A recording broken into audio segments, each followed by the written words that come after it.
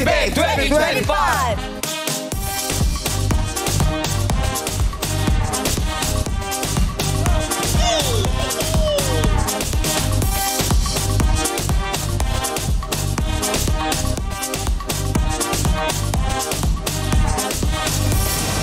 Dalawang sexy babes ang ating pupusuan ngayong araw ng mga puso. Yes, that is so right, Quiz Bong! Ang aangat na sexy sweetheart ay babalik bukas para sa weekly final. That's absolutely right, Kimi. Bago rumampa isa puso ang criteria para sa orang kay Cupido ay papasa.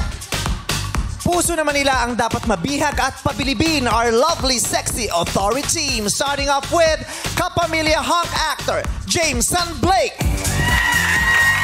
Ang pambansang abs, Jack Roberto. And dance vixen, the sexy and beautiful Chi Filomeno. Nagpapuso. May patuhod. Patuhod? May puso? Happy Happy Valentine's Day sa inyong tatlo. Happy Valentine's Day! Sinong may date?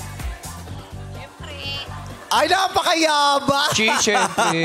Siyempre, yung may puso sa tuhod. May puso sa Handa ka na ba sa date mo? Paano nagpe-prepare ang isang girl pag alam niyang may date siya sa gabi?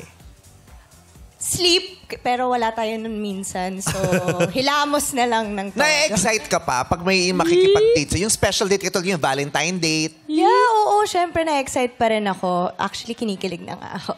Talaga? Ano ini-expect mong mangyari after the Valentine? Tulog. Tutulog. More sleep. Para fresh. Oo, pahinga syempre. Kinabukasan fresh. Kasi marami expectations after the date itself. Yung iba, ina-expect nila after the date, may magpo-propose. Ay, oo. Tama. Diba? After the date, may ibibigay Mga pag gift. hinatid.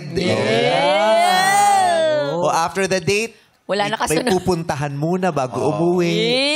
May dadaanan. May dadaan muna. Oo. Sabihin sa'yo, ang pangit ng hair mo ngayon, gusto mo mag-shampoo muna. Bakit? Pwede na bang ayusin? Bakit siya shampoo pa? Hindi, minsan kasi di ba kailangan talaga Product, mapasa. daming product. Oo, yung hair product, siya magngungud-ngud. Kukuskus pala. Kuskus, ngud-ngud.